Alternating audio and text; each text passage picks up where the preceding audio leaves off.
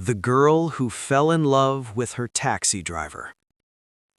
She first noticed him on a rainy evening, the kind of rain that makes the city feel softer, quieter, almost like a different world. Her driver that day didn't speak much, no small talk, no forced smiles, just a simple, calm presence. "Where to, ma'am?" he asked. His voice wasn't cold, just distant, like someone who had seen too much of life. She told him her address and leaned back, expecting another silent ride. But something felt different. Maybe it was the way he drove, careful, patient, never rushing through traffic like everyone else. Or maybe it was the silence itself, not awkward, not heavy, just peaceful. The next day, she saw him again. Same car, same driver. "Good evening," he said, recognizing her. She smiled slightly.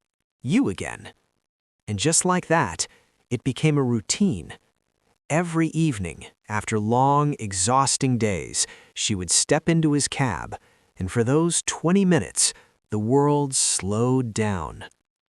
They began talking. At first, small things, weather, traffic, music. Then slowly, deeper things. She told him about her life, the expectations, the pressure, the loneliness that came with wealth. People saw her money, not her. He listened, never interrupting, never judging, just listening. One evening, she asked him, "Don't you ever get tired of driving all day?" He smiled faintly. "Not really. I like observing people." She laughed. "That's a strange hobby." "Not really," he replied. "People are interesting when they don't know they're being observed." She didn't think much of it at the time. Days turned into weeks. Weeks turned into something more. She started waiting for those rides, looking forward to them, missing them on days he wasn't there. And one night, she realized something that scared her. She was falling in love. Not with someone from her world, not with someone her family would ever approve of, but with a quiet taxi driver who understood her better than anyone else ever had. Then came the day that changed everything. She was attending a high-profile corporate event, one of those grand, glittering evenings filled with powerful people and empty conversations. She didn't want to be there, but she had to.